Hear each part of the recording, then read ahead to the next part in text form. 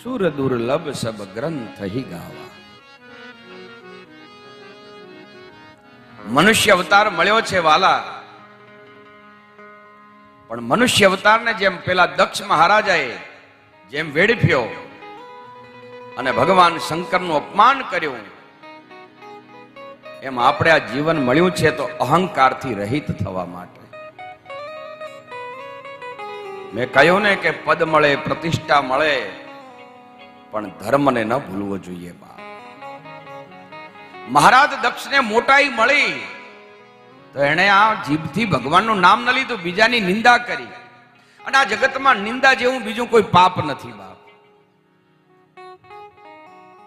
અને એટલે આ શાસ્ત્રો, આપણા પુરાણો, આપણી ગીતા આપણને શું શીખવે છે? ધર્મમ ભજસ્વ સતતમ ત્યજ લોક ધર્મ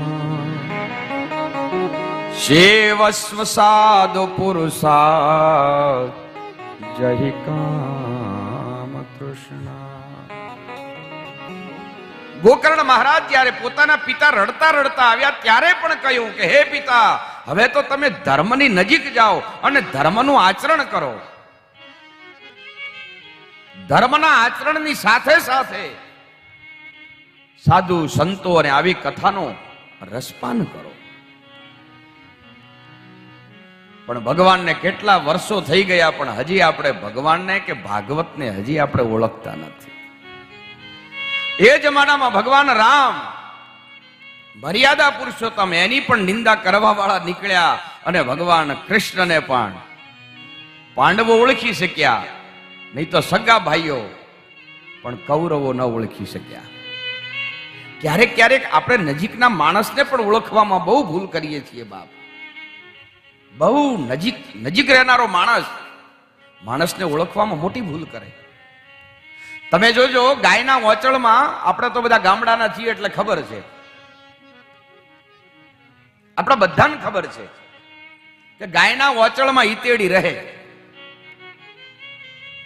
ગાયના વોચળમાં ઈતરડી નામનું એક નાની જીવાત આવે અને જે ગાયના વોચળની આજુબાજુ ગોઠવાયેલી હોય. પણ અમારા કવિ કાગે એમ કહ્યું કે ધોળી પાઈની ધાર કદી ન દીઠી કાગડા. એને અમૃત સમાન, એને દૂધની ધાર ન પીધી, એને લોહી જ પીધું. કેમ કે નજીકનું છે ને એટલે. અને નજીકનો માણસ આપણને ઓળખવામાં બહુ મોટી ભૂલ કરે.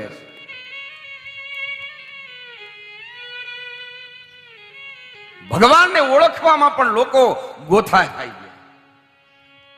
અને જ્યારે જ્યારે બાપ ઓળખી લેવાય, હું તો એમ કહું છું, કથાકારને માપવાનો ન હોય, એને પામવાનો હોય.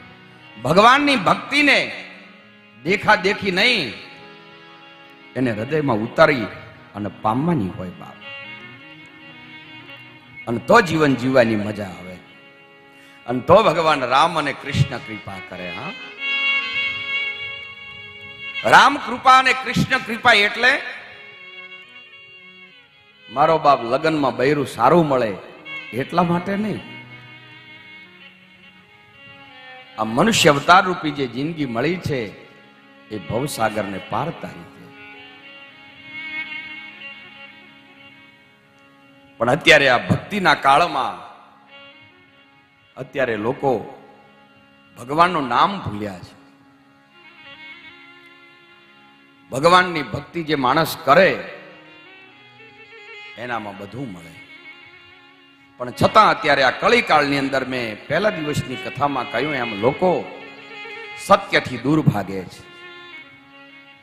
જે વસ્તુ સત્ય છે એ લોકોમાં સમજાતી નથી.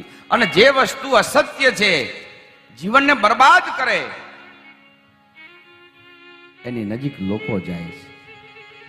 અને હું દરરોજ મારી કથામાં કહું કે જે કુટુંબને, જે પોતાને બરબાદ કરે એવા વ્યસનો અને કુટેવોથી પણ બાપ દૂર રહેવું જોઈએ.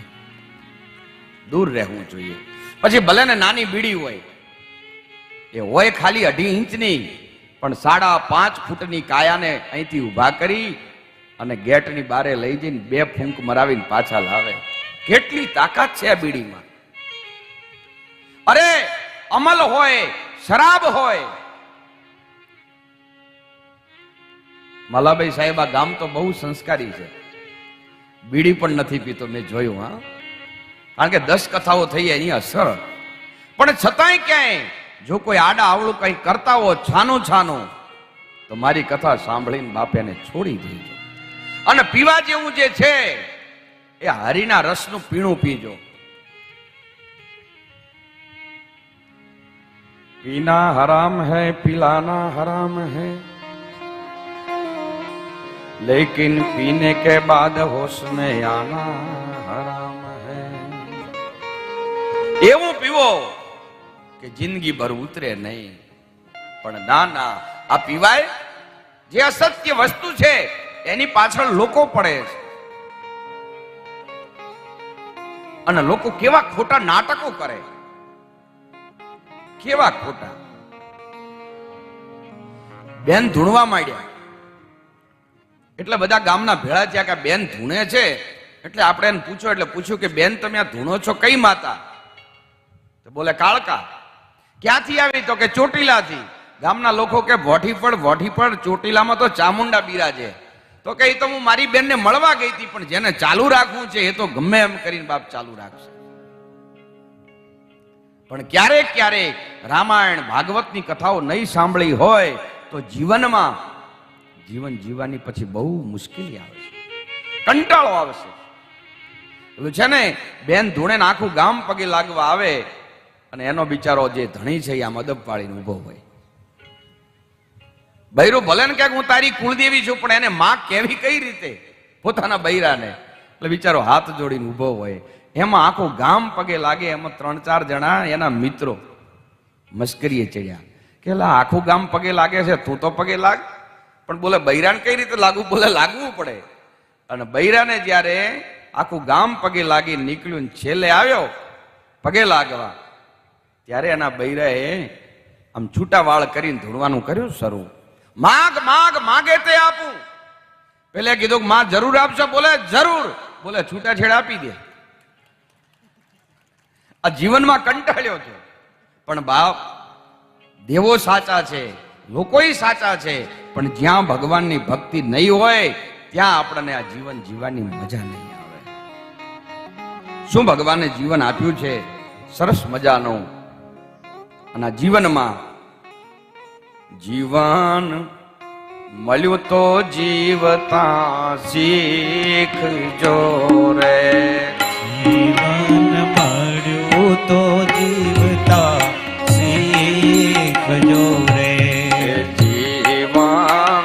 મળ્યું તો જીવતા શીખજો રે.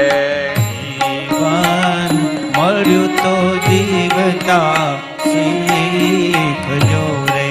એ કરવો સારય સારનો વિવેક કરવો સારય સારનો વિવેક. એ કરવો સારય સારનો વિવેક. કરવો સારય સારનો વિવેક.